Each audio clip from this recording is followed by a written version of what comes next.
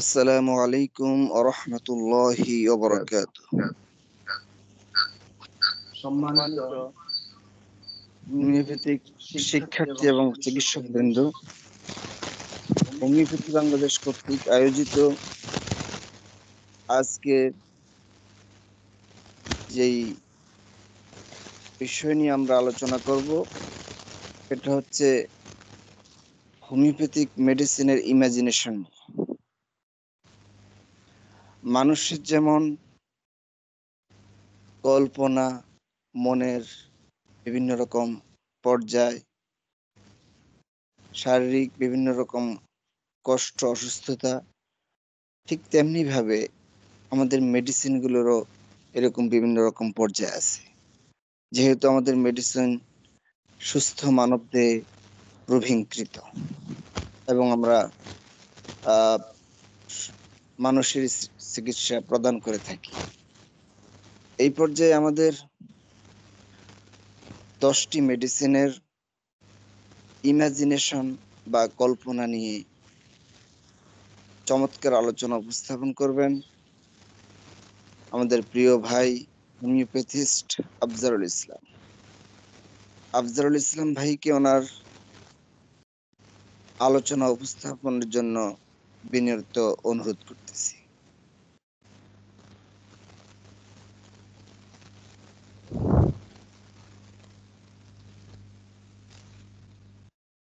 আসসালামু আলাইকুম ওয়া রাহমাতুল্লাহি ওয়া বারাকাতুহু।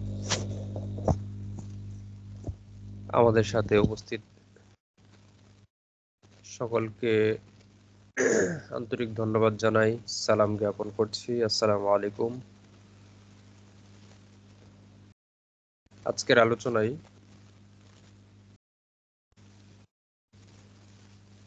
আমাদের নিত্যদিনের প্র্যাকটিসের সাথে কাজে আসে এমন 10টি মেডিসিনের মেন্টাল স্টেট নিয়ে আলোচনা করব। মেন্টাল স্টেট প্রতিটি মেডিসিনের অনেক বড়, ব্যাপক, বিস্তৃত। মেন্টাল স্টেটের একটি গুরুত্বপূর্ণ পার্ট কল্পনা, ডিলিউশনস, ইমাজিনেশনস, থিঙ্কিং, থটস। এই পার্টগুলোকে একসাথে আমরা জাস্ট একটা ওয়ার্ড দিয়ে ইমাজিনেশনস বলছি। এরকম আমাদের রোগীদের যে ইমাজিনেশনের সাথে কানেক্টেড বিষয়গুলো আছে, এই বিষয়গুলো নিয়ে আমরা আলোচনা করব 10টা মেডিসিনের সাথে সংশ্লিষ্ট করে। বিগত মেডিসিনের আলোচনায় 10টা মেডিসিন আলোচনা করা হয়েছিল। যাদের কাজে আসার মতো প্রয়োজন মনে করেন সেই আলোচনাগুলো শুনে নিতে পারেন ইনশাআল্লাহ। আজকের আলোচনায় প্রথমেই আমরা lycopodium, homeopathic medicine lycopodium clavatum, লাইকোপোডিয়ামের ইমাজিনেশনস নিয়ে কথা বলছি। লাইকোপোডিয়াম হোমিওপ্যাথিক মেড্রি আমেরিকার সুপরিচিত মেডিসিন, অনেক বড় মেডিসিন, পলিক্রেস্ট মেডিসিন, বহুল ব্যবহৃত একটি মেডিসিন, ওয়েল প্রুভড, সুপ্রমাণিত মেডিসিন।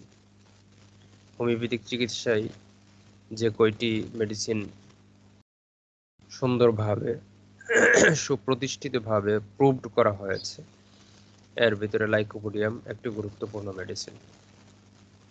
লাইকোপোডিয়াম রোগীর মেন্টাল ইমাজিনেশন বা কল্পনার জগতে একটা ব্যাপার কাজ করে।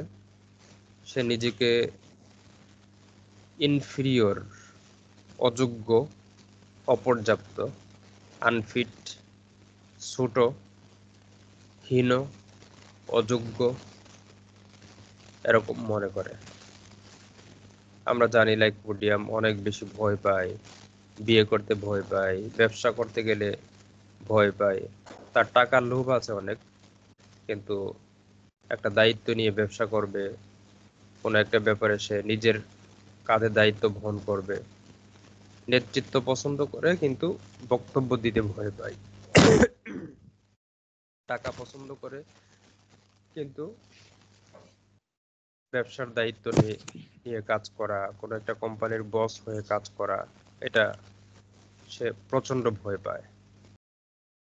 এরকম ভাবে আরো যে ব্যাপারগুলো আছে, সে তার অ্যাডাল্টেরাস ব্যাপার আছে, চারিত্রিক ঘাটতি থাকে, যৌনতার সাথে সংশ্লিষ্ট ব্যাপার তার সাথে থাকে, যৌনতার সাথে সংশ্লিষ্ট চিন্তা ভাবনাগুলো কাজ করে, সেক্সুয়াল বিষয় নিয়ে সে অনেক চিন্তা করে কিন্তু বিয়ে করতে ভয় পায়, বিয়ের দায়িত্ব নিতে ভয় পায়।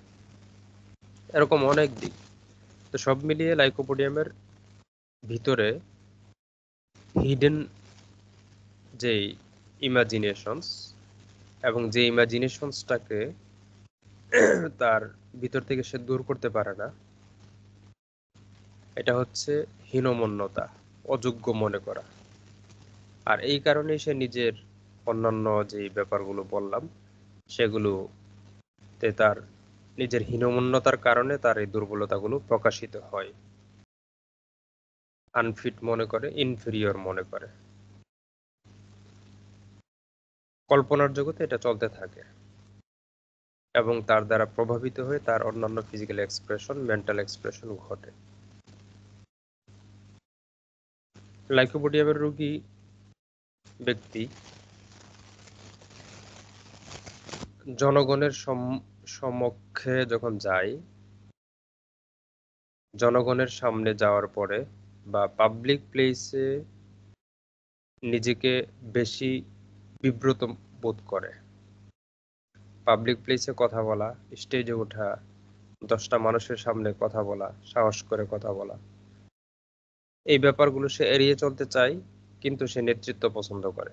এড়িয়ে চলতে চায় এ কারণে যে এই পাবলিক প্লেসের পাবলিক টকিংসগুলোতে, পাবলিক ওয়ার্কিংগুলোতে, অথবা জনসাধারণের কাছে দায়বদ্ধতার যে জায়গা, রেসপন্সিবিলিটি, এই জায়গাগুলোতে সে নিজেকে, আগের যে কথাটা বললাম, হীন মনে করা, আর একই সাথে নিজেকে বিব্রত বোধ করে, হিউমিলিয়েটেড ফিল করে, মনে করে যে মানুষ বোধহয় আমাকে অপছন্দ করে, মানুষ আমাকে অযোগ্য মনে করে, মানুষ আমাকে অসম্মান করে, মানুষ আমাকে আমার সম্মানটা দিতে পারে না। এভাবে নিজেকে হিউমিলিয়েশন ফিল করা অথবা এম্বারেসড ফিল করা, বিব্রত অনুভব করা, এটা থাকে।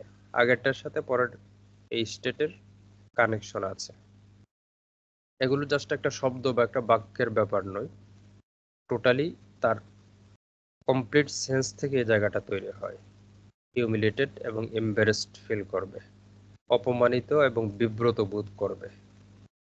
এটা সে সবসময় মুখে বলতে হবে এমনটাও না, তার অন্যান্য কাজ থেকে অ্যানালাইসিস করলে এটা বোঝা যায় যে সে নিজেকে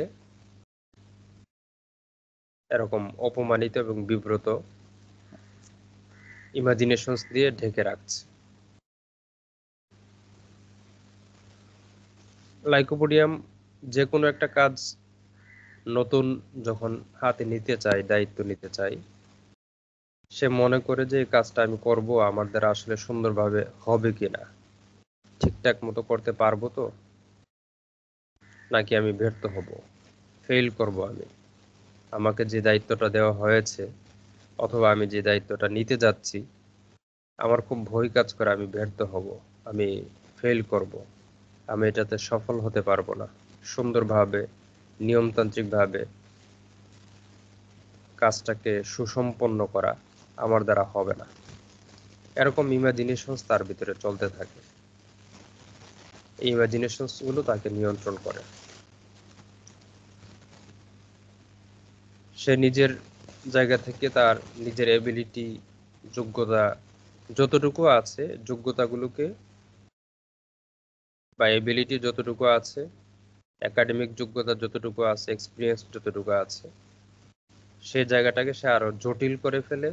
নিজের এই ব্যর্থ হয়ে যাব, সফল হব না, সুন্দরভাবে পারবো না, এই চিন্তাগুলোর কারণে নিজের এই যোগ্যতাগুলোকে পর্যন্ত সে হীন করে, ছোট করে, জটিল করে ফেলে। কারণ এখানে তার আরেকটা চিন্তা কাজ করে, সে মনে করে যে আমি কাজটা করলাম, মানুষ তো আমার এই কাজটা বিশ্লেষণ করতেছে, মানুষ তো কাজটা পর্যবেক্ষণ করতেছে, তারা মনে করতেছে কাজটা ঠিকভাবে হয় নাই, সুন্দরভাবে হচ্ছে কিনা। এই যে ব্যাপারটা, মানে মানুষ তাকে বিশ্লেষণ করছে, মানুষ তাকে পর্যবেক্ষণ করছে, মানুষ তাকে জাজমেন্ট করছে, মানুষ তাকে ফলো করছে, এইসব চিন্তাগুলো থেকে তার এই চিন্তাগুলো জাগ্রত হয়, কল্পনাগুলো তাকে প্রভাবিত করে এবং সেখান থেকে তার অন্যান্য মেন্টাল স্টেট ডেভেলপ করে। আর অন্যান্য অনেক ইমাজিনেশনস আছে, আমরা জাস্ট গুরুত্বপূর্ণ কয়েকটা ইমাজিনেশনস বা কল্পনা নিয়ে কথা বলছি।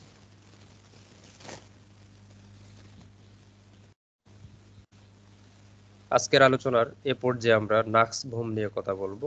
লাইকোপোডিয়ামের আলোচনা এতটুকুই। নাক্সভোম কিভাবে কল্পনা করে, তার ভিতরে তার ইমাজিনেশনস গুলো কি, সেদিকে আমরা আলোকপাত করছি। নাক্সভোমের একটা দিক আছে, আমরা জানি যে নাক্সভোম উত্তেজক যে পদার্থগুলো আছে, অ্যালকোহল, তারপর হচ্ছে মদ, কফি অথবা ফাস্টফুড জাতীয় খাবার, রিচ ফুড, অতিরিক্ত তেলের খাবার, এগুলো খায় বেশি, অথবা উত্তেজক জাতীয় পানীয়, উত্তেজক আরো যে খাবারগুলো আছে, এনার্জেটিক ফুড।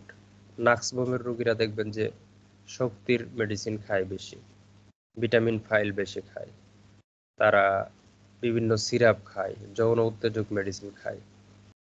এটা কেন করে? আমরা জানি, আমরা সাধারণত কমন একটা ব্যবহার, যে যখন কোনো রোগী অনেক উল্টা পাল্টা ঔষধ সেবন করে আমাদের কাছে আসে, বিভিন্ন সিরাপ খেয়েছে, মদ পান করেছে আগে, রাত্রি জাগরণ করত, বারে যাইতো, তো ইত্যাদি কারণে আমরা সাধারণত নাক্সভোম দিই এবং ভালো কাজ করে। কেন কাজ করে? নাক্সভোম আসলে তার ক্যারেক্টারিস্টিক ইমাজিনেশনসটাই হচ্ছে এটা, ইমাজিনেশনস বা কল্পনার জায়গাটাই হচ্ছে এটা, যে সে নিজেকে মনে করে যে আমি এরকম কোনো কিছু না খাইলে আমার বডিতে শান্তি লাগে না, মানে তার ইন্টারনাল ফিলিংসটা এটা। সে স্টিমিউলেন্ট, উত্তেজক, এক্সাইটিং কোনো ফুড অ্যান্ড ড্রিঙ্কস গ্রহণ করতে বাধ্য হয়ে তার ইমাজিনেশনস তাকে বাধ্য করে। সে মনে করে যে এটা খেলে বোধহয় একটু ভালো লাগবে, এটা এটা খাওয়ার পরে আবার সময়টা খুব ভালো কাটবে, রাত্রিটা খুব সুন্দর কাটবে। একইভাবে তার রাত্রি জাগরণের মাধ্যমে রাত্রিতে দেখা যায় অপকর্মের সাথে সংশ্লিষ্ট যারা থাকে, বিভিন্ন অপকর্ম বলতে আমরা যা বুঝি রাত্রিকালীন সময়ের, সে অপকর্মগুলোর মাধ্যমে নাক্স নিজেকে স্টিমিউলেন্ট দিতে চাই, উত্তেজক একটা ফিল সে নিতে চায়, সে একটা উত্তেজনার মুভমেন্ট সে ফিল করতে চায়। তো এই স্টিমিউলেন্ট ফুড, ড্রিঙ্কস, ইমাজিনেশনস বা স্টিমিউলেন্ট যে এনভায়রনমেন্ট সে তৈরি করতে চায়, এগুলো তার ফিল থেকেই কাজ করে, এগুলো তার প্রয়োজন মনে করে। সে মনে করে যে এর মধ্য দিয়ে জীবনটা চালাইতে হবে। এগুলো যদি জীবনে না থাকে, এই উত্তেজক যে মুভমেন্ট বা সেন্সেশন গুলো আছে, হাসি, আনন্দ, উচ্ছ্বাস, উদ্দীপনা, মজা মাস্তি করা, এগুলো যদি জীবনে না থাকে তাহলে আর জীবনে থাকলোটা কি? তাই জন্য এই ইমাজিনেশনসটা তাকে প্রভাবিত করে ভীষণভাবে। নাক্সভোমের রোগীও মনে করে যে চারপাশের আচ্ছা, নাক্সভোমের রোগী লাইকোপোডিয়ামের মতো না, ইনফেরিয়রিটি ফিল করে ব্যাপারটা এমন না, বরং সে মনে করে যে তার চারপাশে যারা আছে, আশেপাশে যারা তার সাথে সংশ্লিষ্ট, তারা তার তুলনায় অযোগ্য। ওই ব্যক্তিগুলো, যে ব্যক্তিগুলো তার সাথে সংশ্লিষ্ট বা যে ব্যক্তিগুলো তার আশেপাশে আছে, ওই ব্যক্তিগুলোকে সে অযোগ্য মনে করে, ইনকম্পিটেন্ট মনে করে, তার সাথে মানে তুলনা করার মতো না, সে তাদের থেকে অনেক ঊর্ধ্বে, তাদের থেকে অনেক ভালো আছে। সব মিলিয়ে তার সম্মান, তার মেধা, তার যোগ্যতা, তার বুঝ, তার ইন্টেলেকচুয়ালিটি, ইন্টেলিজেন্সি, এই ব্যাপারগুলো অন্যদের তুলনায় তার ভালো। অন্যদের তুলনায় বেশি শার্প, অন্যদের তুলনায় সে এই ব্যাপারগুলোতে অ্যাডভান্স অবস্থায় আছে। এই ফিলটা নাক্সবোমের থাকে। এজন্য অনেক সময় দেখবেন যে প্লাটিনাম এবং নাক্সবোম কাছাকাছি চলে। কোনো কোনো রোগীতে দেখা যায় প্লাটিনামের পরে নাক্স ভালো কাজ করে, কোনো রোগীতে নাক্সের পরে প্লাটিনাম কাজ করে। অনেক রোগীতেই প্লাটিনাম এবং নাক্স বা আরও দু একটা মেডিসিন আছে পাশাপাশি কম্পিটিশন করে। কারণ প্লাটিনামের রোগী তো আমরা জানি যে তারা মার্কা মারা, এরকম অন্য সবাইকে অযোগ্য মনে করে।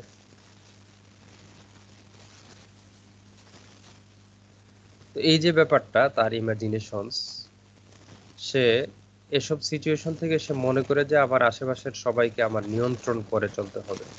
নাক্সবম দেখবেন যে কথা বললেই মেজাজ খিটখিট করে, অল্পতেই রাগ করে, অল্পতেই সামান্যতে সে খিটখিটে মেজাজ দেখায়। একটু এদিক সেদিক হইলে ঘরে যারা নাক্সের রোগী থাকে দেখা যায় সামান্য কোনো ত্রুটি বিচ্যুতি পেলেই ঘরে এটা নিয়ে খুব ঝামেলা করে, কর্কশ আচরণ করে, শক্ত ব্যবহার করে, অন্যের উপর ডমিনেন্ট করে, নিয়ন্ত্রণ করতে চায়। তো এটা হচ্ছে তার ইন্টারনাল ইনভলান্টারি, অনিয়ন্ত্রিত, অনিচ্ছাকৃত সেন্সেশন যে সবাইকে আমার নিয়ন্ত্রণ করেই চলতে হবে। সবাই সবকিছু ঠিকঠাক মতো বুঝবে না, সুতরাং আমি তাকে বোঝাতে হবে। ঘরের কাজটা একটু অসুন্দর হলেই, সামান্য বিচ্যুতি ঘটলেই, যেখানে যে জিনিসটা থাকার কথা, যেখানে যে জিনিসটা থাকে সাধারণত, এর ব্যতিক্রম যখন ঘটে যায়, অন্য কোথাও জিনিসটা রাখা হলো, সেই ব্যাপারটা নিয়ে সে চিৎকার চেঁচামেচি করবে, রাগ করবে, খারাপ আচরণ করবে, কর্কশ আচরণ করবে। খাবারে সামান্য ত্রুটি বিচ্যুতি ঘটলেই এটা নিয়ে খুব ঝাঁঝালো আচরণ করবে। এটার এই সিচুয়েশন, তার ইমাজিনেশন হচ্ছে এটা যে সবাইকে তার নিয়ন্ত্রণ করে চলতে হয়। আশেপাশের সংশ্লিষ্ট সবাইকেই সে নিয়ন্ত্রণ করে, এই ইমাজিনেশন কাজ করে এবং নিয়ন্ত্রণ করতে হয়। তো এইসব কারণে দেখা যায় কি যে নিয়ন্ত্রণ করা, অন্যকে আনফিট মনে করা বা অযোগ্য মনে করা, নিজে স্টিমিউলেন্ট থাকে তো থাকেই। তো দেখা যায় কি এইসব ব্যাপারে অন্যদের সাথে তার খারাপ আচরণ হয়ে যায় এবং সে মনে করে এটা যে খারাপ আচরণ না করে আসলে চলা সম্ভব না। আমি তো চাই না খারাপ আচরণ করতে, কিন্তু আসলে পরিস্থিতি এমন, আমি যাদের সাথে চলি, যে সমাজে, যে পরিবারে, যে রাষ্ট্রে চলি, আমি এখানে চুপচাপ থাকার আসলে পরিবেশ, সিচুয়েশন নাই। সুতরাং খারাপ আচরণটা করতেই হয়। ইমাজিনেশনস তাকে বলছে খারাপ আচরণ না করা উচিত, ইমাজিনেশনস তাকে বলছে খারাপ আচরণ না করা পারা যাচ্ছে না, করতে হবে। সিচুয়েশনটা এমন যে আশেপাশের মানুষগণ বোঝে না, তাদেরকে তো বুঝাইতে হবে, তারা ভুল করে, তার ভুল সংশোধন করতে হবে। তো এইসব ব্যাপার থেকে সে খারাপ আচরণ করে, কর্কশ আচরণ করে এবং একই সাথে তার হতাশা এবং অধৈর্য কাজ করে। হতাশা এবং অধৈর্যের সাথেও ইমপেশেন্স এবং হচ্ছে কি বলে ফ্রাস্ট্রেশনের সাথে তার এই ইমাজিনেশনস গুলো কাজ করে।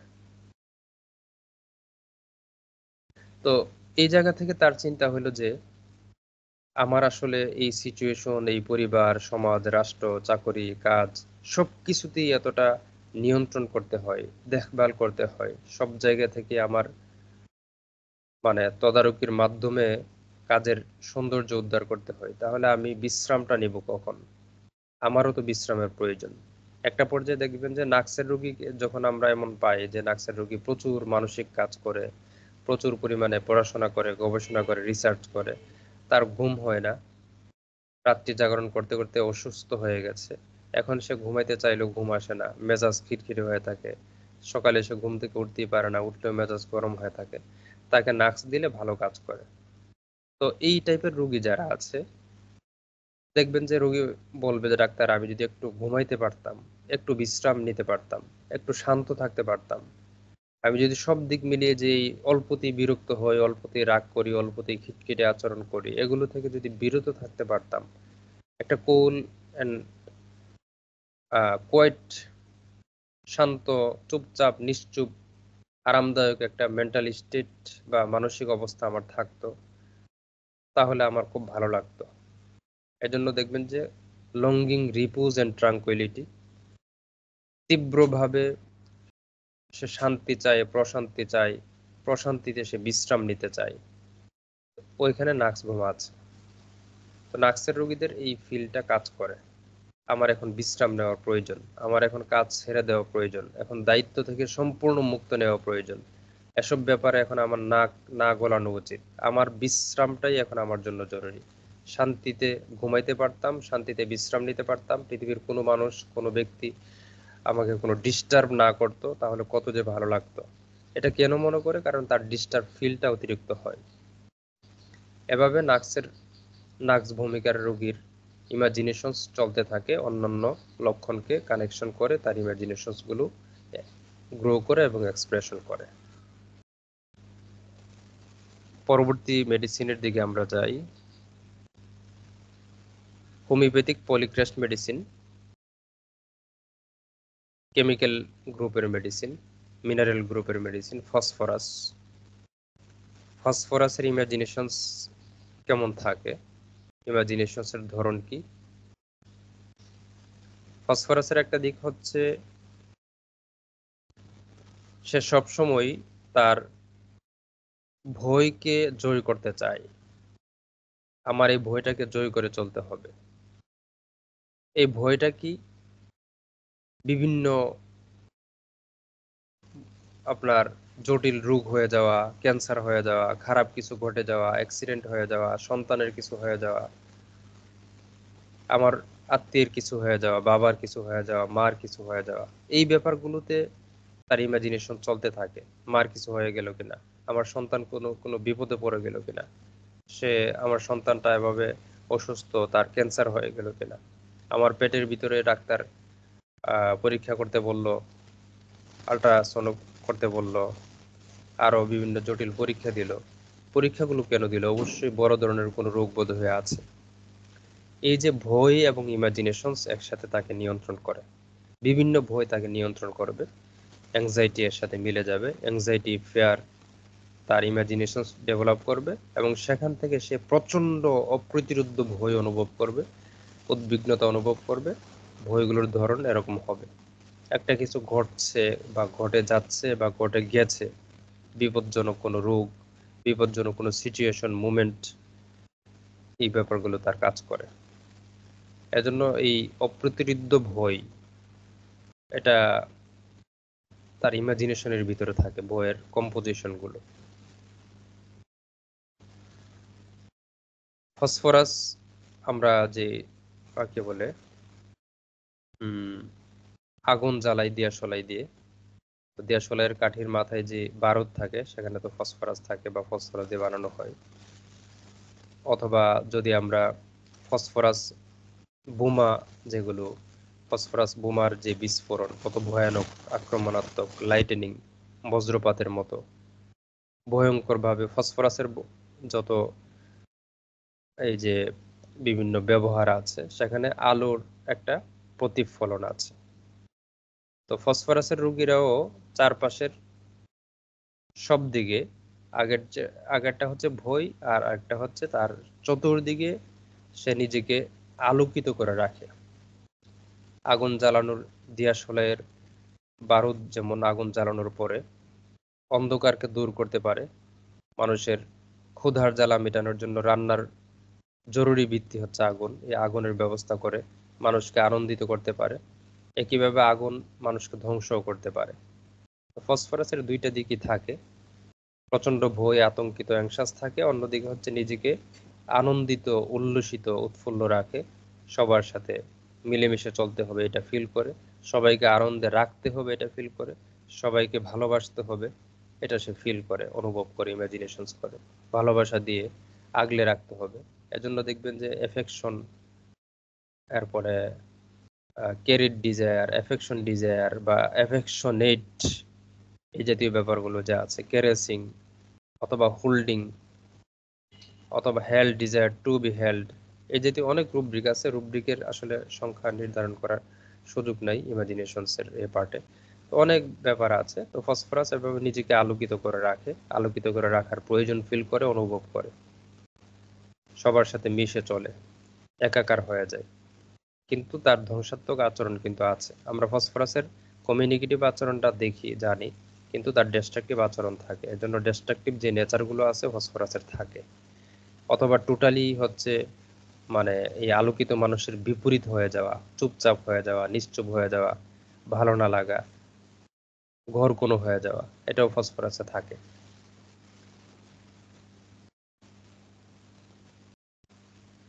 ফসফরাসের মানুষের নিজের আপনার সেন্স খুব ভালো থাকে। অন্য মানুষের প্রতি তার দয়া, মায়া, মমতা, ভালোবাসার যে সেন্স, অন্য মানুষের কষ্ট বুঝার সেন্স। একটা মানুষের চোখের সামনে কত মানুষই আমাদের পড়ে, যাদের দুঃখ কষ্ট আছে, আমরা ফিল করি না, এড়িয়ে যাই, ইগনোর করি বা অনুভব করতেই পারি না। কিন্তু ফসফরাসের রোগী এরকম মানুষের চেহারা দেখেই, আচরণ দেখেই, কথা শুনেই চরমভাবে ফিল করে তার বোধহয় একটা কষ্ট আছে। এই ফিলিংস ক্যাপাসিটি তার ভালো আছে, সেখান থেকে তার সিম্প্যাথেটিক মেন্টালিস্টে ডেভেলপ করে এবং সে মনে করে যে এখানে তার সিম্প্যাথি প্রকাশ করা উচিত। তার সেন্সর এখানে খুব ভালো কাজ করে, ফিলিংস ক্যাপাসিটি খুব ভালো, অন্য মানুষের অনুভূতি বুঝতে পারে এবং সেখান থেকে তার সহানুভূতি জাগ্রত হয়। আর হচ্ছে ফসফরাসের রক্তস্রাব প্রবণতা ফিজিক্যাল একটা লক্ষণ, এটা আমরা জানি যে সহজেই তার যেখানে সেখানে রক্তস্রাব হওয়ার ঘটনা ঘটে। নাক দিয়ে রক্ত যায়, মলদ্বার থেকে রক্ত যায়, অ্যাবসেস হলে রক্ত যায়, চোখের কিনারা থেকে রক্ত যায়, চেহারা সহজেই লাল হয়ে যায়। রক্ত প্রধান ধাতু ফসফরাসের। তো এই যে ব্যাপারটা, এটা আবার মেন্টাল স্টেটেও তার কাজ করে, তার রক্ত নিয়ে বিভিন্ন কল্পনা কাজ করে, রক্তের সাথে সংশ্লিষ্ট বিভিন্ন রোগের চিন্তা কাজ করে, রক্তপাত ঘটে যাবে এরকম ভয় কাজ করে, প্রচুর রক্ত হয়ে যাবে এরকম একটা ফিল, অনুভূতি প্রিভিয়াসলি কাজ করতে থাকে।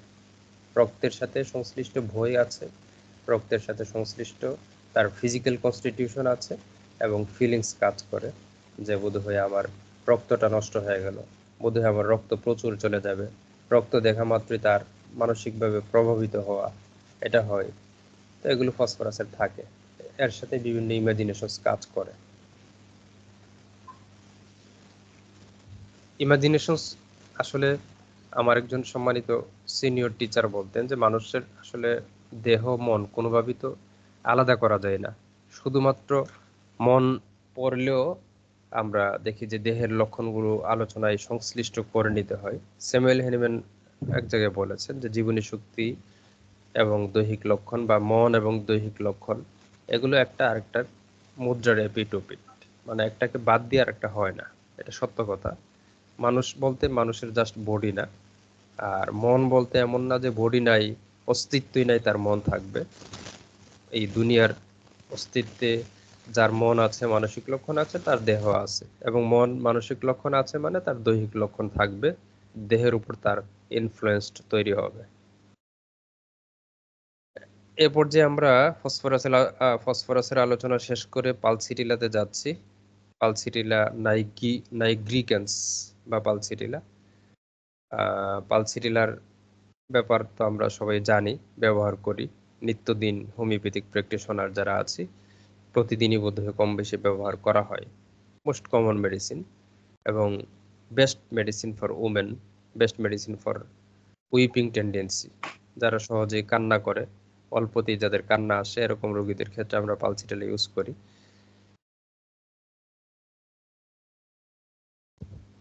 পালসিটিলা নাইগ্রিক্যান্সের যেই অনুভূতি তাকে সবচেয়ে বেশি সেন্ট্রালাইজ করে, সবচেয়ে বেশি তাকে প্রভাবিত করে, সেটা হচ্ছে অ্যাফেকশন এবং রিঅ্যাসিউরেন্স। সে সবসময় এটার প্রয়োজনীয়তা মনে করে। ডাক্তারের কাছে যাচ্ছি, ডাক্তার কি আমাকে ঠিকঠাক বুঝতে পারবে? এটা কেন সে ফিল করছে? ডাক্তার তাকে অ্যাফেকশন দিয়ে, আদর দিয়ে, ভালোবাসা দিয়ে, মায়া দিয়ে, মমতা দিয়ে কথাটা বলবে কিনা। অথবা পালসিটিলার মহিলা রোগী যদি হয়, তার অসুস্থতা, অনেক অসুস্থতা বলবে, তার মেনস্ট্রুয়াল প্রবলেম, তার ঘুমের সমস্যা, পেটের সমস্যা, সব মিলিয়ে সামারাইজ করার পরে বুঝতে পারবেন এটার কারণ হইল সে আসলে প্রকৃতপক্ষে স্বামীর ভালোবাসা পাচ্ছে না, আদর পাচ্ছে না, সোহাগ পাচ্ছে না। স্বামীর ভালোবাসার যতটুকু পাচ্ছে না বলতে আমি এটা বোঝাচ্ছি না যে স্বামী তাকে ভালোবাসে না, মানে তার ভালোবাসার ডিমান্ড যতটুকু, যেই অ্যামাউন্টে সে ভালোবাসা পেতে চায়, সে অ্যামাউন্ট সে পাচ্ছে না। স্বামী হয়তো পর্যাপ্ত ভালোবাসছে, আদর সোহাগ দিচ্ছে, কিন্তু এই জায়গাটাতে তার ডিমান্ড অনেক বেশি থাকে। পালসি টেলার রোগীর সর্বোচ্চ ডিমান্ড হচ্ছে ভালোবাসা, আদর, স্নেহ, মায়া, মমতা, এফেকশন। এটা ফিল করে, প্রচন্ড ভাবে ফিল করবে। আপনি ডাক্তার হইলেও আপনার কাছে সে এটা চাইবে, তার বন্ধুর কাছে সে চাইবে, পিতামাতার কাছে চাইবে, স্বামীর কাছে চাইবে, বা স্বামী যদি পালসের রোগী হয় সে তার স্ত্রীর কাছে প্রচন্ড ভাবে চাইবে। যার কারণে আমরা ওমেন মেডিসিন বলে থাকি, কারণ এই ভালোবাসা, আদর, সোহাগ, এই জিনিসটা প্রত্যাশা বেশি করে সাধারণত ওমেন বা মেয়েরা। এইসব কারণে একে ওমেন মেডিসিন বলা হয়। কিন্তু এমন ছেলে যদি পাওয়া যায় যার মেন্টাল স্টেট এরকম, সে ফিল করে, তার এক্সপ্রেশন এরকম, তারা মানে আবেগ এরকম, যে সে এরকম এফেকশন, লাভ অ্যান্ড রিঅ্যাসিউরেন্স, নিশ্চয়তা, যে তোমার সাথে আমি আছি, কোনো চিন্তা করবা না, কোনো সমস্যা নাই, যখন যা লাগবে তুমি আমাকে বলবা। রিঅ্যাসিউরেন্স, এফেকশন, লাভ, কেয়ারেসিং, এই ব্যাপারগুলো যে কোনো ছেলেও যদি চায়, তার শারীরিক অন্যান্য লক্ষণ যেগুলো থাকবে অসুবিধা নেই, সেখানে পালসিটিল ভালো কাজ করবে। তার ফিলিংসে, মেন্টাল স্টেটে, ইমাজিনেশনসে এই ব্যাপারটা তাকে সেন্ট্রালাইজ করে, তাকে প্রভাবিত করে, তাকে নিয়ন্ত্রণ করে। আর এই জায়গা থেকে সামান্য একটু বিচ্যুতি ঘটলেই তার ইমাজিনেশনস, মানুষ বোধহয় আমাকে ভালোবাসে না, আমার হাজবেন্ড বোধহয় আমাকে পছন্দ করে না, আমার বাবা, আমার মা আমাকে পছন্দ করে না, ভালোবাসে না, আমার শিক্ষক আমাকে পছন্দ করে না। মানে এই যে বিভিন্ন সেক্টরে সে অ্যাবেন্ডন ফিল করা, অ্যাবেন্ডনড ফিলিং, মানুষ তাকে পরিত্যাগ করেছে, এই পরিত্যাগ করার জায়গাটা মূলত আসলে ফিলটা আসে ওইখান থেকে। সামান্য বিচ্যুতি ঘটে ভালোবাসার, সামান্য ঘাটতি ঘটে সেখানে, সে সে যতটুকু অনুভব করে, যতটুকু চায় ততটুকু পায় না। এবার সে মনে করা শুরু করে যে তাকে কেউ ভালোবাসে না, তাকে সবাই ছেড়ে গেছে, সবাই তাকে ছেড়ে পালিয়ে গেছে। অ্যাবান্ডন ফিল করা, আক্ষরিক অর্থে অ্যাবান্ডন অর্থে এটা যে সব মানুষ তার কাছ থেকে পালিয়ে গেছে, সে একা পৃথিবীতে আছে, একা একটা পরিবারে আছে, একাই সমাজে আছে, এরকম ফিল করে।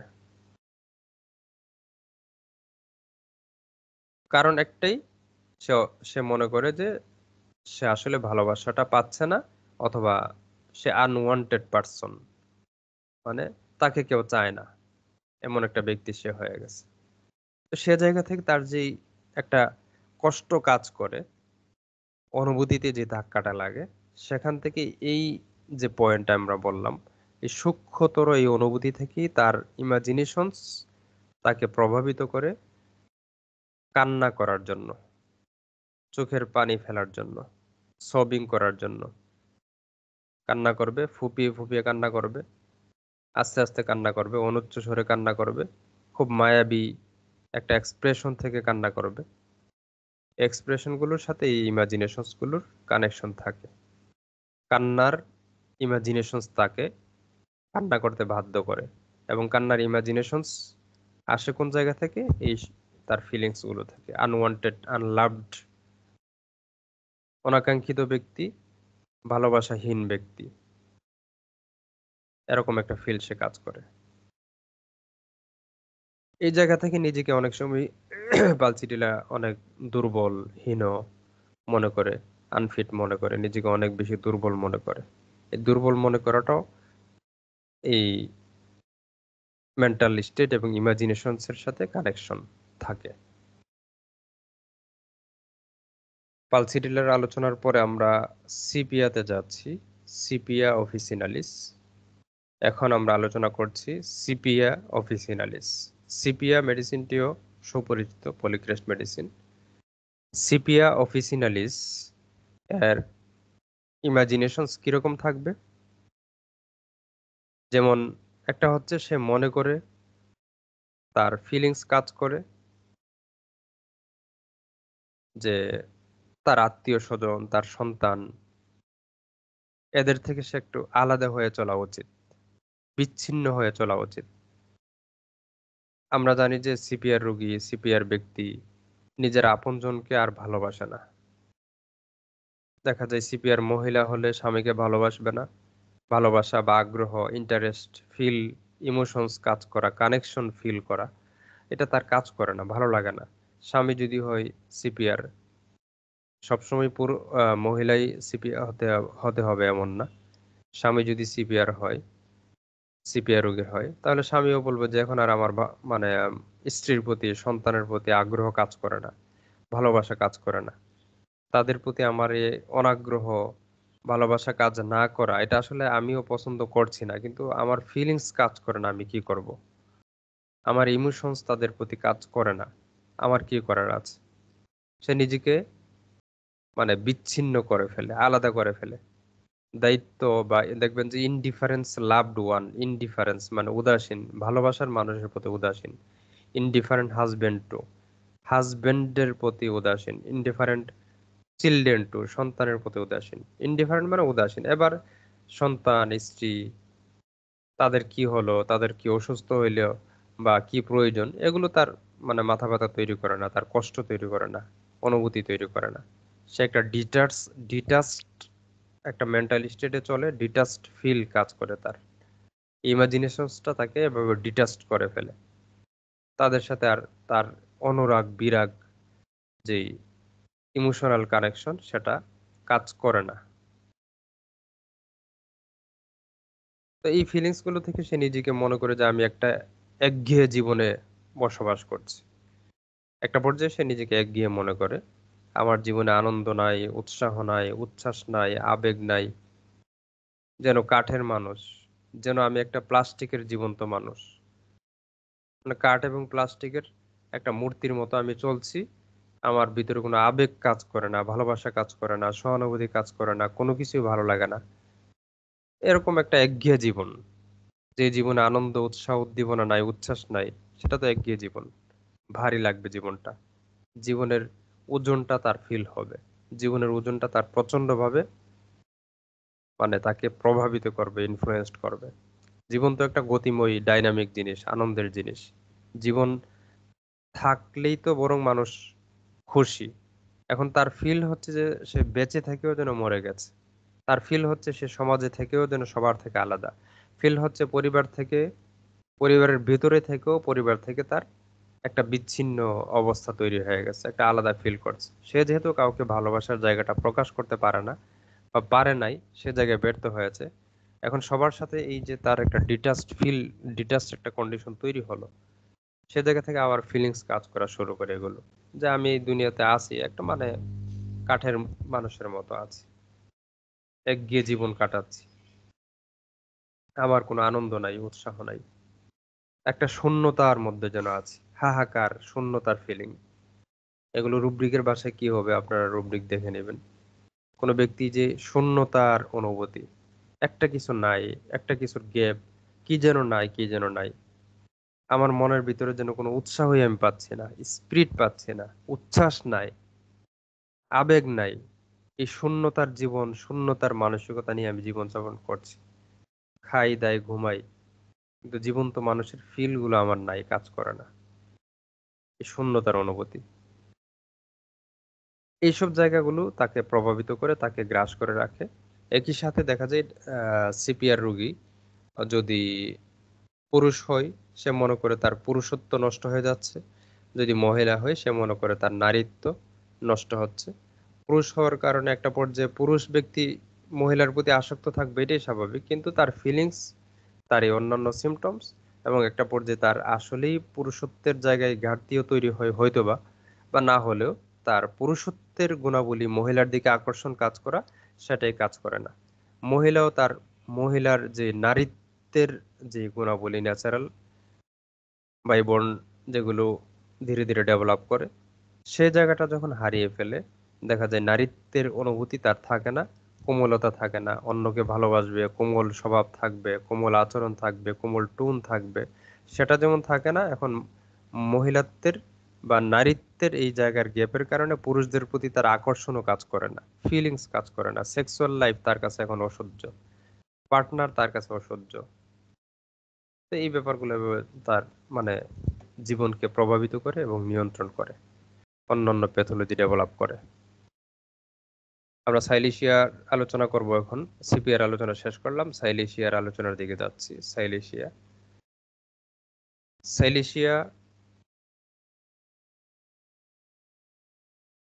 হচ্ছে আপনার বলা হয়ে থাকে যে আপনার ধান গাছের, যারা অবশ্যই ধান গাছ দেখেছেন, ধান গাছ যখন সোজা হয়ে দাঁড়িয়ে থাকে, কত বাতাস আসতেছে, সহজে ভাঙ্গে না। এই ধান গাছগুলোতে সিলিকনের পরিমাণ ভালো থাকে। সামান্য বাতাসে নুয়ে পড়ে, ভেঙে যায়, শুয়ে পড়ে নিজের বডিটাকে মানে কি বলা, শক্ত করে রাখা, এই শক্তিটা যে ধান গাছটার থাকে না, সেই গাছটাতে হলো সিলিকনের ঘাটতি থাকে, অভাব থাকে, বডির অন্যান্য উপাদানেরও ঘাটতি থাকবে। তো এই ঘাটতিটা থাকার কারণে দেখা যায় কি তার বডির যে রিজিডিটি, দৃঢ়তা যেটা, এটা থাকে না। সিলিকন, আমাদের সাইলিশিয়া বা সিলিকন, এই মেডিসিনটা যে রোগীদের প্রয়োজন হয়, তারা নিজেকে সবসময় এরকম হচ্ছে দুর্বল মনে করে, ফিজিক্যালি দুর্বল, মেন্টালি দুর্বল, সামাজিকভাবে দুর্বল, পারিবারিকভাবে নিজেকে দুর্বল মনে করে। দুর্বল মনে করাটা লাইকোপোডিয়াম থেকে একটু আলাদা। অনেক জায়গায় লাইকোপোডিয়ামের সাথে তাদের মিল পাবেন। তারা সে জায়গা থেকে মেন্টাল যে একটা গ্রোথ করা বা গ্রোথ হওয়া, সেটা হয় না। দেখা যায় কি প্রচন্ড লাজুকতা তার ভিতরে কাজ করে, এতটা লাজুক যে নিজেকে একদম ইনওয়ার্ড, কি বলে এটাকে, আহ উইথড্রন করে ফেলে, নিজেকে গুটিয়ে ফেলে, ভিতরে গুটিয়ে ফেলা। এই গুটিয়ে নেওয়ার অনুভূতি তার কাজ করে কেন, এই গুটিয়ে ফেলে এটার অনুভূতিটাই, তার ভিতরের ইমাজিনেশনসটাই হচ্ছে এটা, যে আমি এখানে আসলে রিজিড বা শক্ত মজবুত থাকার মতো যোগ্য ব্যক্তি না। স্টেজে ওঠার যে ভয়, স্টেজে উঠে বক্তব্য দেওয়ার যে ভয়, এই ভয়টা জেলসিমিয়ামে আছে, আর্জেন্টাইন নাইটিকামে আছে, লাইকোপোডিয়ামে আছে, সাইলিশিয়াতে আছে। তো সাইলিশিয়ার ব্যাপারটা হচ্ছে এতটা লাজুকতা কাজ করে, এতটা দুর্বলতা কাজ করে, এত এতটা কি বলে রিজিডিটির ঘাটতি তার ভিতরে থাকে, সে নিজেকে টোটালি মানে উইথড্রন করে, এখান থেকে নিজেকে একদম গুটিয়ে ফেলে। লাজুকতায়, শাইনেস এর কারণে দেখা যায় কি নিজেকে এভাবে পিছিয়ে রাখে। এবং এর সাথে যুক্ত হয় আমি বোধহয় ফেল করব, আমি বোধহয় ব্যর্থ হব, আমি বোধহয় পারবো না, আমি বোধহয় এখানে আসলে যোগ্য না, আমি এখানে নিজেকে প্রকাশ করতে পারবো না। নিজেকে গুটিয়ে ফেলার কারণ কি, মানে নিজেকে ব্যর্থ হয়ে যাওয়ার যে অনুভূতি, সেই অনুভূতিটা দিয়ে সে নিজেকে আবার ঢেকে ফেলে, যে আমি ব্যর্থ হব, আমার সে শক্তি নাই, সে সাহস নাই, সে যোগ্যতা নাই। লাজুকতা এত বেশি যে আমি কিভাবে কথা বলবো এতগুলো মানুষের সাথে, কিভাবে আমি এখানে যাব, কিভাবে তাদের সাথে আমি এই বিষয়টা ব্যক্ত করব, এটা কি আমার পক্ষে সম্ভব হবে? এই ব্যাপারটা লাইকোপোডিয়াম থেকে আলাদা হচ্ছে, লাইকোপোডিয়ামের ফেয়ারটা বেশি কাজ করে, আর তার হচ্ছে লাজুকতা এত বেশি কাজ করে, তার সাথে ভয় কাজ করে, কিন্তু লাজুকতা এত বেশি কাজ করে এবং রিজিডিটির ঘাটতি এত বেশি কাজ করে, নিজেকে একদম মানে গুটিয়ে ফেলে। এগুলোর সবগুলোর ইমাজিনেশনস এর পরেই সে নিজেকে গুটিয়ে ফেলে, নিজেকে মানে শক্ত করতে পারে না, একদম শক্ত করে মজবুত করে একটা ডিমান্ড প্রকাশ করা, একটা আচরণ করা, শক্তভাবে মজবুত থেকে, স্ট্রং থেকে মানে সামাজিকভাবে চলা, এই জায়গাটা সে তৈরি করতে পারে না লাজুকতা এবং এই বিষয়ের কারণে। তো এইসব কারণে দেখা যায় কি নিজেকে আপনার সেলফ, যে কি বলে এটাকে, সেলফনেস যেটা, তার নিজস্বতা বলতে যা বোঝায়, self identity, personal identity, personal যে অস্তিত্ব, সেলফ এক্সিস্টেন্স, এই জায়গাটাই সে নিজেকে এতটা বেশি নিয়ন্ত্রণ করে বা এতটা বেশি তাকে মানে এই জায়গাটা নিয়ন্ত্রণ করে যে সেলফ এক্সিস্টেন্সটা সে ভুলে যায়, এটা একদম গুটিয়ে যায়, আত্মপরিচয় ভুলে যায়, আত্মপরিচয়টাকে সে প্রকাশ করে তুলতে পারে না। আত্মপরিচয়ের যে জায়গাটা, এটাকে সে স্ট্রেংথ দিতে পারে না, শক্তি দিতে পারে না। ইমাজিনেশনস তাকে এই সেলফ উইকনেস এতটা জাগ্রত করে তোলে। কিন্তু আবার দেখা যায় কি এত কিছু হলেও তারা কিন্তু আপনার ক্রিটিসিজম, সমালোচনা, অন্যকে কি বলবে, মানুষ কিছু বলছে কিনা, মানুষের মন্তব্য কি, প্রচন্ডভাবে এগুলোতে সেনসিটিভ থাকে, আঘাতপ্রাপ্ত হয়। মানুষ বোধহয় আমাকে নিয়ে এই কথাগুলো বলছে, মানুষ বোধহয় আমার যে দুর্বলতা, আমার যে সমস্যা, এটা জেনে গেছে। মানুষ কি বলছে, মানুষ সমালোচনা করছে, মানুষ আমাকে নিয়ে হাসছে, এই ফিলগুলো কাজ করে। এবং এখান থেকে সে নিজেকে মনে করে I believe I am not good enough, মানে আমি মনে করি যে আমি আসলে যথেষ্ট ভালো ব্যক্তি না। মানে যথেষ্ট ভালো ব্যক্তি না বলতে যথেষ্ট পারফরমেন্স করার মতো তার কোয়ালিটি, তার হচ্ছে এই এবিলিটি, কোয়ালিটি এবং এবিলিটি তার নাই। এই ফিল্ডটা তাকে দুর্বল করে ফেলে, ইনওয়ার্ড করে ফেলে, টিমিড করে ফেলে, বাসফুল করে ফেলে, লাজুক করে ফেলে, গুটিয়ে দেয় তাকে। এর সাথে আমরা সাইলিশের অন্যান্য লক্ষণগুলো আমরা সমন্বয় করে নিব, তাহলে মেডিসিনটাকে বুঝতে সুবিধা হবে, প্র্যাকটিক্যালি ক্লিনিক্যালি মোস্ট প্রপারলি আমরা ইউজ করতে পারবো ইনশাআল্লাহ। সাইলিশের আলোচনা এখানে শেষ করলাম। আমরা যাচ্ছি স্টেফেসিগ্রিয়ার আলোচনায়। স্টেফেসিগ্রিয়া এর কল্পনা বা মেন্টাল স্টেটের সাথে সংশ্লিষ্ট ইমাজিনেশনস, ফিলিংস কি কাজ করে। যেমন একটা হচ্ছে যে অপমান বা ইনসাল্টেড, ইনজাস্টিস হওয়ার অনুভূতি তার প্রচন্ড। খুব সামান্যভাবে আপনি তাকে ধমক দিলেন, তার ইমাজিনেশনস কাজ করবে যে ইমাম ভাই আমাকে ধমক দিল, ডাক্তার আমাকে ধমক দিল, আপনার রুগী চেম্বারে আসছে, আপনি হয়তো ধমক দিলেন যে আপনি এই কাজটা করলেন কেন, আপনি এই ওষুধটা খেলেন কেন, আপনি আমার অনুমতি না নিয়ে এটা করলেন কেন। ভীষণ কষ্ট তার, মন খারাপ, মন মানে কোথাও মনোযোগ দিতে পারছে না, খুব কান্না আসছে, ইনসাল্টেড ফিল করতেছে। এই কথাটা বললো কেন আমাকে, আমাকেই কেন বলতে হইলো, আমাকে ডাক্তার কি অপমান করলো, আমাকে বাবা কেন এই কাজটা করতে নিষেধ করলো, বাবাকে আমাকে নিষেধ করলো, বাবা বোধহয় আমাকে ভালোবাসে না, বাবা আমার উপর অবিচার করেছে, শিক্ষক আমাকে মারলো, শিক্ষক কেন আমাকে মারতে যাবে এতগুলো মানুষের সামনে। সারা রাত্র তার ঘুম হয় নাই, পরের দিন সে অসুস্থ হয়ে গেছে। বাবা তল্লাশি করে বুঝতে পারলো যে আগের দিন শিক্ষক তাকে ধমক দিয়েছে, কড়া ধমক দিয়েছে, সেখান থেকে তার মন খারাপ হয়ে আসছে। বাসায় বাসায় এসে কারোর সাথে কথাও বলে নাই, খেলাধুলাও করে নাই, রাতের খাবারও খায় নাই, শুয়ে গেছে না খেয়ে। মনের কষ্ট, ভীষণ কষ্ট, ইনসাল্টেড ফিল হওয়ার কষ্ট, ইনজাস্টিস ফিল হওয়ার কষ্ট। আমার উপর অবিচার করেছে শিক্ষক, আমাকে ইনসাল্ট করেছে, আমাকে এতগুলো মানুষের সামনে এভাবে বলতে পারে না। এই ইমাজিনেশনস গুলো তাকে প্রভাবিত করে, ঘায়েল করে, এবং পরদিন সে ফিজিক্যালি, প্যাথোলজিক্যালি সে অসুস্থতা প্রকাশ করলো। অসুস্থতা কিন্তু আসলে আগের দিনই যখন সে এরকম মেন্টাল স্টেট থেকে, ইমাজিনেশনস থেকে আঘাত পেয়ে গেল, সেনসিটিভিটি এত বেশি যে সামান্য আঘাত, সামান্য ধমক তাকে কষ্ট দিয়ে ফেললো, তখন থেকেই তিনি আসলে অসুস্থ। প্যাথোলজি ডেভেলপ হয়তো 2 দিন পরে করেছে, 1 সপ্তাহ পরে করেছে। এজন্য আমাদের যে সকল রোগী আসবে এরকম সামান্যতে হিউমিলেটেড ফিল করবে, সামান্যতে ইনজাস্টিস ফিল করবে, সামান্যতেই হচ্ছে এরকম আপনার ইনসাল্টেড ফিল করবে, তাদের জন্য স্টেফিসিগ্রিয়ার ভাবনাটা খুব গুরুত্বপূর্ণ। এর সাথে কম্পারেটিভলি আরো 2-1টা মেডিসিন যেগুলো থাকবে আমরা অবশ্যই দেখব। সে সবসময় মনে করে যে আমার সাথে অন্যায় করা হয়েছে, আমার উপর অবিচার করা হয়েছে, আমার উপর ঠিক বিচার করা হয় নাই, ইনসাফ করা হয় নাই। সে জায়গা থেকে নিজেকে শক্তি দিতে চাই, নিজেকে স্ট্রেংথ করতে চাই, সুযোগ বুঝে প্রতিশোধ নিতে চায়, প্রতিশোধের কল্পনা তার ভিতরে কাজ করে। কিন্তু নাইট্রিক অ্যাসিডের রোগী যেরকম প্রতিশোধের জন্য ভয়ঙ্কর আক্রমণাত্মক চিন্তা কাজ করে, স্টেফিসিগ্রিয়ার ওইভাবে কাজ করে না।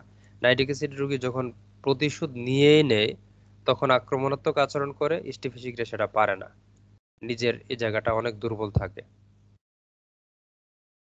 কিন্তু প্রতিশোধ নেওয়ার কল্পনা কিন্তু ঠিকই কাজ করে, যে সময় পেলে, সময়ের সুযোগে আমি এটার প্রতিশোধ নেব, এটাকে আমি ক্লিয়ার করব যে আমার উপর ইনজাস্টিস করা হয়েছে।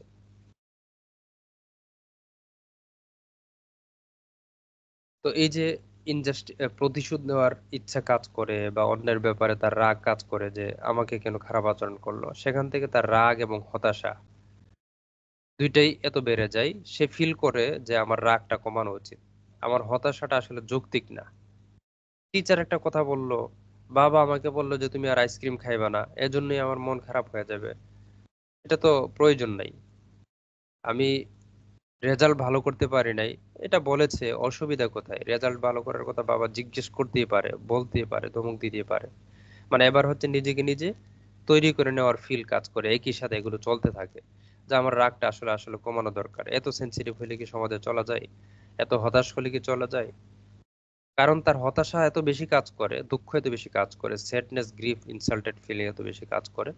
এজন্য সে উল্টা আবার মনে করা শুরু করলো যে এগুলো আসলে নিয়ন্ত্রণ করা দরকার। এগুলো যতক্ষণ আমি নিয়ন্ত্রণ না করতে পারবো আমি তো চলতেই পারবো না, সব জায়গায় তো আমি আঘাত পাচ্ছি। এটার জন্য অবশ্যই আমাকে আগে নিয়ন্ত্রণ করতে হবে, আমার রাগ হতাশা এগুলোকে ব্যালেন্স করতে হবে, এগুলোর বাস্তববাদিতা বুঝে নিতে হবে, মেনে নিতে হবে। আবার সে মনে করে যে, বা তার সেন্স অটোমেটিকলি এটাকে কাজ করে যে সামান্য থেকে সে গভীর আঘাত, আঘাত অল্প, আঘাতের ভূত অনেক বেশি। ধমকটা খুব সামান্য, ধমকের অনুভূতি খুব বেশি গভীরে থাকে, লং লাস্টিং করতে থাকে, কষ্ট দিতে থাকে, ইমোশনাল কষ্ট তাকে দিতে থাকে। আরেকটা ফিল হচ্ছে, লাইক আমরা জানি যে স্টিফিসিকরা রোগীর যথেষ্ট জেন্টল, মার্জিত। তো এই জেন্টল মার্জিত হওয়ার জায়গাটা তার সেন্সেশনে কাজ করে যে আমাকে অবশ্যই এই সমাজে চলতে চাইলে অবশ্যই আরো মার্জিত হয়ে চলতে হবে, আরো নরম ভাবে চলতে হবে, সব জায়গায় এভাবে আক্রমণাত্মক হওয়া উচিত না। আক্রমণাত্মক হইতে গেলে সব জায়গায় দেখা গেল যে আমি যদি প্রতিশোধ নিতে চাই, প্রতিকার করতে চাই, প্রতিরোধী আচরণ করতে চাই, রাগ প্রকাশ করতে চাই, সেখানে তো আমি ইনসাল্টেড হবই, অপমানিত হবই। আমাকে তো মানুষ বিভিন্নভাবে এভাবে মানে কষ্ট দিবেই। সুতরাং আমাকে আরো মার্জিত হওয়া উচিত, আরো নরম ভাবে চলা উচিত, আরো ভদ্র আচরণ করা উচিত, সামাজিক আচরণ করা উচিত। এই ফিলটা তার কাজ করে এবং একই সাথে সে ঝগড়া, ফাসাদ, তর্ক, বিতর্ক এগুলো থেকে সে এড়িয়ে চলে। এই ব্যাপারগুলো তাকে প্রচন্ডভাবে প্রভাবিত করে, এবং এই ব্যাপারগুলো যখন সে বুঝতে পারে, সে ঝগড়া, ফাসাদ বা ঝামেলা সবগুলো বিষয় সে এড়িয়ে চলবে, বিতর্কে যেতে চাইবে না। তার নিজের অধিকার নষ্ট হয়ে যাচ্ছে, তখনও সে ইল্ডিং মেন্টাল ডিসপোজিশনে থাকবে। আমরা ইল্ডিং ডিসপোজিশনের যে রুব্রিক আছে সেটা যখন পড়বো বুঝতে পারবো। মানে একদম কাদা মাটির মতো নরম একটা মেন্টাল স্টেট নিয়ে সে চলতে চায়। কিন্তু আসলে কি তার রাগ নাই? রাগ কিন্তু আছে। আসলে কি তার সবসময় কাদামাটির মতো? না।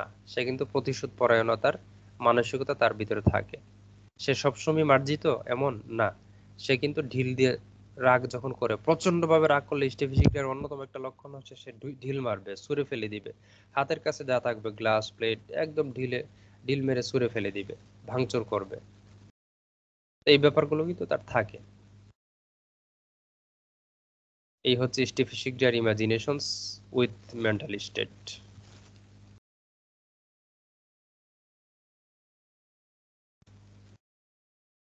আমরা এবার আলোচনা করব সালফার। সালফার অ্যান্টিসুরিক মেডিসিন, হোমিওপ্যাথির king, great antipsoric medicine. Homeopathic চিকিৎসায় সালফার যদি না থাকতো, এর অভাব অন্য কোনো মেডিসিন দিয়ে পূরণ হতো কিনা যথেষ্ট সন্দেহ আছে। বিকল্পহীন একটা মেডিসিন মনে হয়। তো সালফারের যে ইমাজিনেশনস গুলো আছে, আমরা অ্যান্টিসুরিক মেডিসিন হিসেবে যেহেতু ইউজ করি, সুরিক মায়াজমের যেই মার্কা মারা ইমাজিনেশনস, সেগুলো থাকবে। যেমন সালফারকে আমরা জানি যে তারা নিজেকে মানে সারাক্ষণ একটা বিষয় নিয়ে ভাবে, চিন্তা করে, কল্পনা করে, ইমাজিনেশনস করে। প্র্যাকটিক্যাল বিষয়গুলোকে সে এড়িয়ে গিয়ে দেখা যায় কি, মানে অসামাজিক ভাবে সে একটা বিষয় নিয়ে ভাবছে, কল্পনা করছে, একটা বিষয়ের উপর সে ডুবে আছে। তো এই ব্যাপারগুলো কারণটা কি, সে কোনো একটা ব্যাপারে গভীরে যেতে চায়। এজন্য সালফার হচ্ছে তার burning desire to understand and explore. যে কোনো একটা বিষয় তার প্রচন্ড তৃষ্ণা, প্রচন্ড আগ্রহ, যে বিষয়টার পিছনের কারণটা জানতে চাই, আরো গোপন কারণ জানতে চাই, এর পিছনের কারণ জানতে চাই, আরো হিডেন কারণ জানতে চাই। এভাবে সে নিজেকে ব্যস্ত রাখে একটা বিষয়ের গভীর থেকে গভীরে যাওয়ার জন্য। ফিলোসোফার বা দার্শনিক আমরা যে বলি যে সালফার হচ্ছে দার্শনিক বা ভণ্ড দার্শনিক, এই ভণ্ড দার্শনিকই একদিন হয়তো সে রিয়েল দার্শনিক মানে হয়ে যায়। এবং যত দার্শনিক আছে পৃথিবীতে তাদের কিন্তু একটা উল্লেখযোগ্য সংখ্যক হচ্ছে সালফারের ব্যক্তি।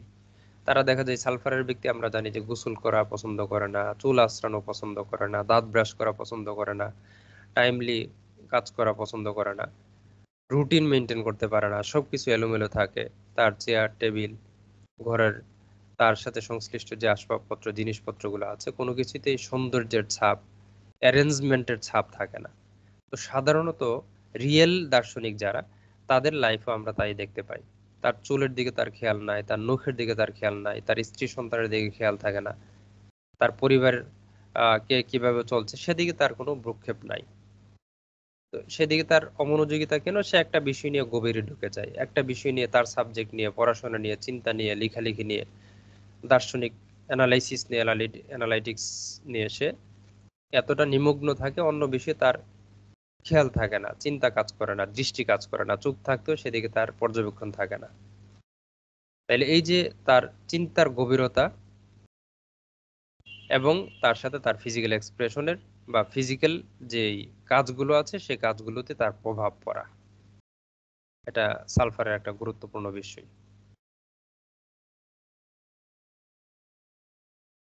এবং এই জায়গাটা তার যেহেতু চলতে থাকে, একটা পর্যায়ে সে নিজেকে মনে করে যে আমি অনেক জ্ঞানী মানুষ, অনেক বুদ্ধিমান মানুষ, সামাজিক অবস্থান আমার হয়তো তৈরি করতে পারি নাই বা সমাজ আমাকে বুঝতে পারে নাই, সমাজের মানুষ তো আমাকে বোঝার মতো ক্ষমতাই নেই।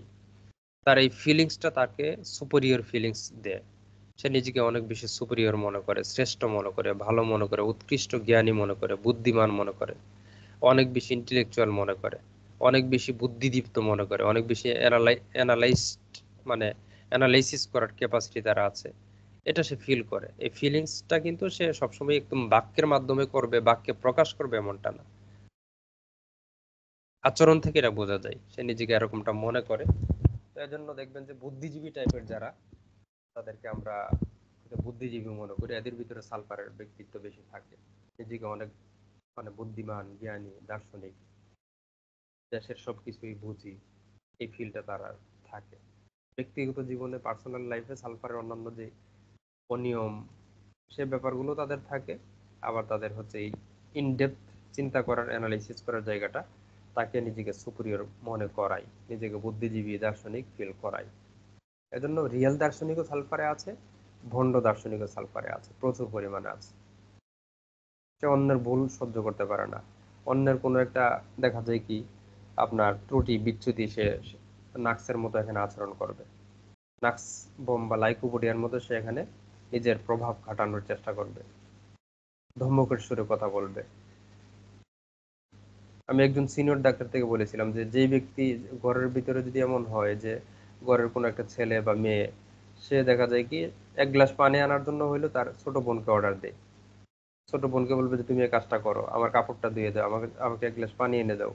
সে পড়াশোনা করছে ভালো কথা, কিন্তু সে সামান্য কাজের জন্য অন্যকে অর্ডার দেয়, সামান্য ব্যাপারও অন্যের উপর তার কর্তৃত্ব সুপেরিয়রিটি প্রকাশ করে। এই ব্যক্তি লাইকোপোডিয়াম না হয়ে বরং সালফার হওয়ার সম্ভাবনা বেশি। একদিকে হচ্ছে তার লেজিনেস, এক গ্লাস পানি আনবে সে উঠে গিয়ে আনতে পারে, এটা করে না। আরেক দিকে হচ্ছে যে এই নিজেকে মনে করে যে আমি মহাজ্ঞানী, আমি ঘরের শ্রেষ্ঠ, আমি হচ্ছে সবচেয়ে ভালো বুঝি, এখন যাকে তাকে যখন তখন অর্ডার করা, নিয়ন্ত্রণ করা, আধিপত্য প্রকাশ করা, এর সাথে যখন এই ব্যাপারগুলো কাজ করে তখন সে সালফার হয়ে যায়।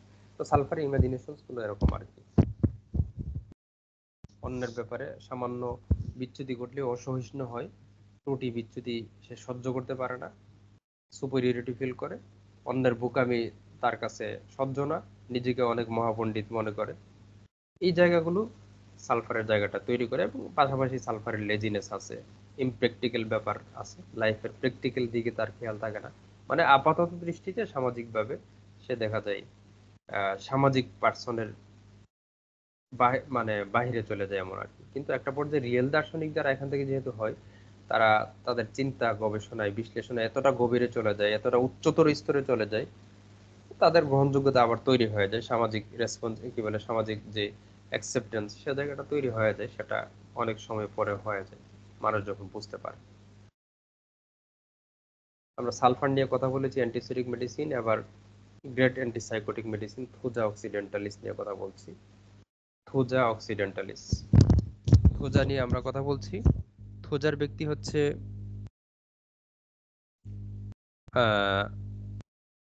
সে মনে করে যে আমার এমন কিছু ভুল আছে, এমন কিছু বিচ্যুতি আছে, এমন কিছু ত্রুটি আছে আমার জীবনে, যেটা আসলে মানে আমার সহজাত প্রবৃত্তি। এই ভুল থেকে, ত্রুটি থেকে, বিচ্যুতি থেকে আমি বোধহয় আর বের হতে পারবো না।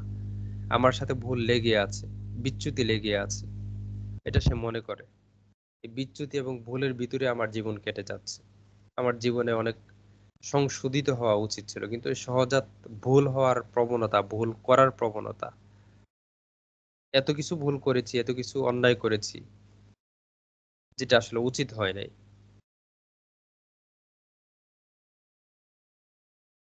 তারপর থোজা অক্সিডেন্টালিস নিজের আহ কি বলে শরীর, আমরা জানি যে শরীরটার জন্য কাচের মতো তৈরি, এরকম একটা ইমাজিনেশন কাজ করে। তো এটা হচ্ছে মূলত হচ্ছে শরীরটাকে সে দুর্বল মনে করে, শরীরটা সহজে ভেঙে যাবে, হাড্ডি হাড় জোড়া ছুটে যাবে, সামান্যতেই যে মানে বডির কোনো ক্ষতি হয়ে যাবে, সামান্যতেই বডি ভেঙে যাবে, সামান্যতেই বডির মানে কোনো স্ট্রাকচার নষ্ট হয়ে যাবে, এই ফিলিংসটা থোজা অক্সিডেন্টালিসে ভালো কাজ করে। তারপর আমরা জানি যে থোজা রোগী বা ব্যক্তি যখন হাঁটে বারবার পিছনের দিকে তাকায়, মনে হয় যেন কেউ তাকে ফলো করছে, তার পিছনের দিকে আসছে, পিছনের দিকে তাকে ফলো করছে, বারবার তাকাচ্ছে, পিছনে তাকিয়ে দেখে যায় না আসলে এমন তো কেউ নাই। এই যে অনুভূতিটা, কেউ তাকে ফলো করছে, তো কেউ তাকে অনুসরণ করছে, এটা কিন্তু অনেক সময় ভীষণ কষ্টদায়ক একটা অনুভূতি। রাতে হাঁটবেন যখন, বারবার মনে হবে যে পাশে কেউ হাঁটছে, পিছনে কেউ হাঁটছে, তাকিয়ে দেখবেন কেউ নাই। একদিকে হচ্ছে আপনার একটা বিরক্তি, আরেকদিকে প্রচন্ড ভয় কাজ করবে। আমি শুনলাম একটা আওয়াজ, শুনলাম কেউ আমাকে, আমি বুঝতে পারলাম যে আমার পিছু পিছু আসছে, কিন্তু এখন তো কোনো মানুষ দেখতে পাচ্ছি না। এটা থুজাতে খুব প্রকট ভাবে থাকে, দিনে হইলেও থাকবে, রাত্রে হইলেও থাকতে পারে। পিছনে পিছনে কেউ তাকে অনুসরণ করছে, এই একটা ডিলিউশনস তার কাজ করে, ইমাজিনেশনস তার কাজ করে। আর এছাড়া যেহেতু নিজেকে সে মানে ভুলের মধ্যে আছে, ভুলের মধ্যেই ছিল, ভুল তার হচ্ছে, ভুল থেকে বের হতে পারছে না, এজন্য নিজেকে অনুভব থেকে সে অনেক লজ্জিত অনুভব করে। শাইনেস অফ সাইলিশিয়ানা, লজ্জিত অনুভব করা। যেমন আমরা জানি যে থুজা অক্সিডেন্টালিস হচ্ছে যেহেতু antipsychotic medicine, great antipsychotic medicine, এবং গনোরিয়া রোগীদের জন্য, যাদের হচ্ছে গনোরিয়া স্রাব থাকে বা গনোরিয়া স্রাব সাপ্রেসড হওয়ার পরে কোনোভাবে গনোরিয়া স্রাব ইনজেকশন দিয়ে সাপ্রেসড করে ফেললো, সে হয়তো কোনো একটা অপকর্ম করে ফেলেছে, অন্যায় কাজ করেছে, আনওয়ান্টেড বা আনসোশ্যাল একটা সেক্সুয়াল কাজ করে ফেলেছে, সে হয়তো এমন কোনো অবৈধ সেক্সুয়াল কি বলে ফিজিক্যাল কন্টাক্টে চলে গেছে, তারপর তার গনোরিয়া রোগ হয়েছে, দীর্ঘদিন তার গনোরিয়া স্রাব চলছে। এই যে গনোরিয়া স্রাব চলছে, এটা কারণটা কি? সে তো একটা অন্যায় করেছে অলরেডি। অন্যায় করার কারণে, ভুল করার কারণে, পাপ করার কারণে এই যে পাপ ভূত তার কাজ করতেছে, প্রচন্ড ভাবে তার ভিতরে পাপ ভূত কাজ করে, লজ্জা কাজ করে, বিব্রত ভূত করছে। তো এই জিনিসটা সরাসরি কোনো ব্যক্তি, যার ব্যক্তি গনোরিয়ার কাজ ফিজিক্যালি না করলেও, কোনো ব্যক্তির যদি এরকম সাইকোটিক সিমটমস থাকে, তার অর্থ হলো যে তার পূর্বে তার বাবার বা তার দাদার বা আরো মানে 10 পুরুষ আগের কোনো ব্যক্তির থেকে ধারাবাহিকভাবে পূর্বপুরুষ থেকে সেই সাইকোটিক মায়াজমের যে ইন্ডিকেশনস নিয়ে এসেছে, যে বিষ ডাইনামিক টক্সিন নিয়ে এসেছে, ডাইনামিক টক্সিনটা তার ভিতরে কাজ করছে। সুতরাং আরো 10 পুরুষ আগেও যদি কোনো ব্যক্তি এরকম পাপ করে থাকে, অন্যায় করে থাকে, ইলিগেল কাজ করে থাকে, সেই মানে ওই ব্যক্তির ফিজিক্যাল যেই ইলিগেল কাজ, সেই ইলিগেল কাজ থেকে যে গনোরিয়া হয়েছে, এবং গনোরিয়া হওয়ার পরে সেটাকে হয়তো কোনোভাবে সাপ্রেসড করেছে, বা সেটা ডাইনামিকলি তার পরের বংশে এভাবে ধারাবাহিকভাবে আসছে। এখন ওই ব্যক্তির 10 পুরুষ আগের ব্যক্তির অনুভূতি যা ছিল, অনুভূতি কিন্তু এখন 10 পুরুষ পরের ব্যক্তির ভিতরেও এগুলো জাগ্রত হয়। তো যার ব্যক্তি হচ্ছে এরকম, তার নিজেরই হচ্ছে নিজের হাতেই তার গনোরিয়া তৈরি করতে হবে ফিজিক্যাল বা ইলিগাল সেক্সুয়ালের মাধ্যমে, এটা কিন্তু জরুরি না। কিন্তু তার ভিতরে এই অনুভূতিটা কিন্তু থাকে। মানে সাইকোটিক মায়াজমের এই অনুভূতি তাকে ভীষণভাবে প্রভাবিত করে, ভীষণভাবে তাকে কষ্ট দেয়, বিরক্ত দেয়। এটা থেকে সে বের হইতে পারে না।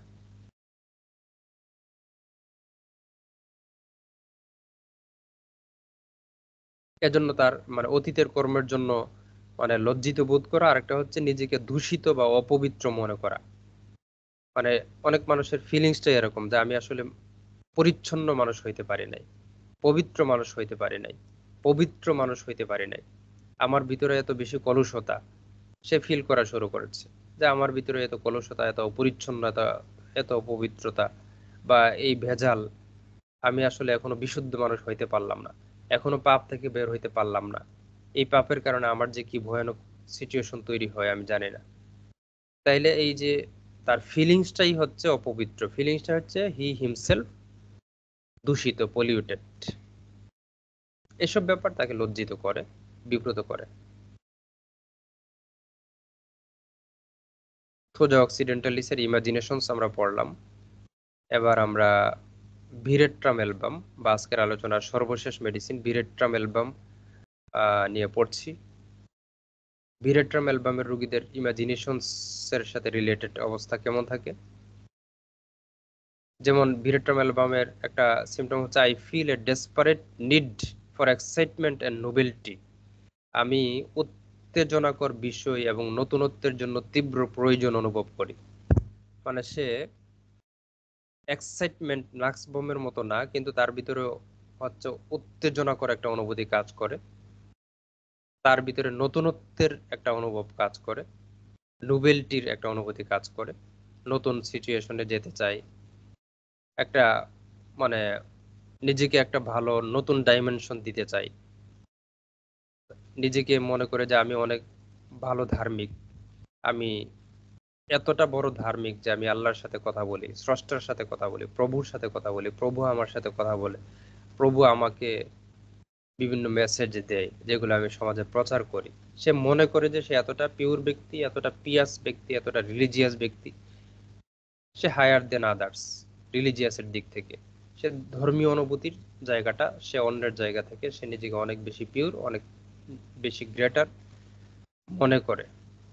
এই যে একটা নতুনত্ব, একটা সুপেরিয়রিটি, একটা তার মানে হায়ার রিলিজিয়াস পার্সোনালিটি ফিল করা, সেখান থেকে তার অহংকার কাজ করবে, সেখান থেকে তার হচ্ছে অনেক বিশুদ্ধ নিজেকে মনে করা, খোঁজার বিপরীত এটা কাজ করবে।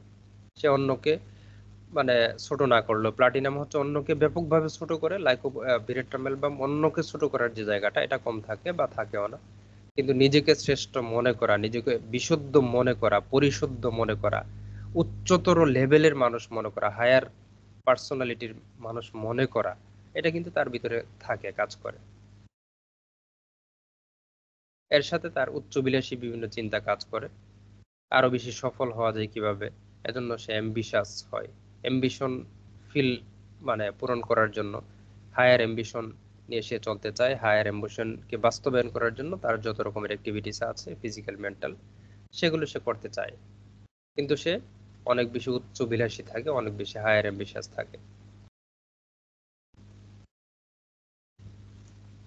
এর মধ্য দিয়ে সে নিজেকে প্রমাণ করতে চায়, প্রকাশ করতে চায়, নিজেকে পেশ করতে চায় যে আমি অবশ্যই অন্যদের চেয়ে ভালো, অন্যদের চেয়ে শ্রেষ্ঠ, অন্যদের চেয়ে বেশি জ্ঞানী, অন্যদের চেয়ে বেশি হচ্ছে ধার্মিক।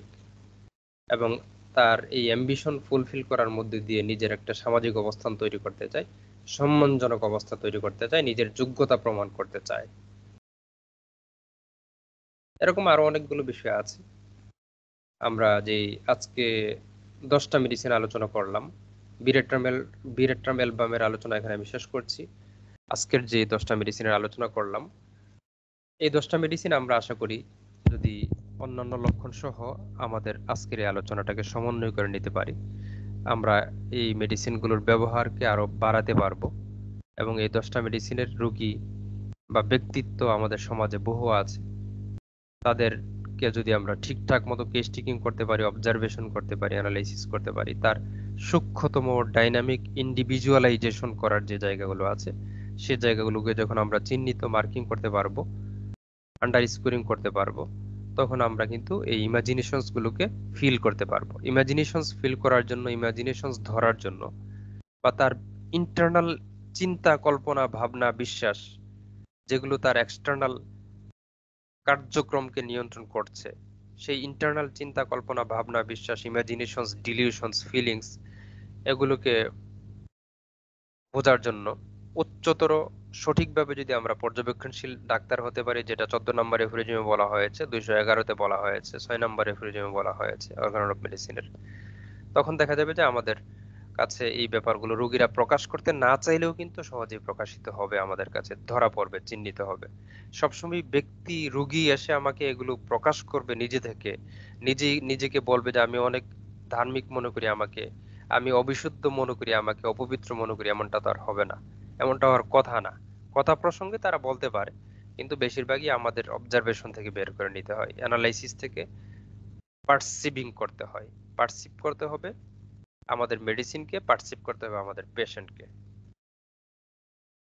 ধন্যবাদ, আমার আলোচনা এখানে শেষ করলাম। আমার আলোচনার যত ত্রুটি বিচ্যুতি চিহ্নিত হবে সেগুলোকে অবশ্যই বাদ দিয়ে যেগুলো গ্রহণ করার মতো সেগুলোই গ্রহণ করবেন, বিচ্যুতিগুলো অবশ্যই বাদ দিয়ে গ্রহণ করবেন, সে অনুরোধ রইল। আসসালামু আলাইকুম ওয়া রাহমাতুল্লাহি ওয়া বারাকাতুহু।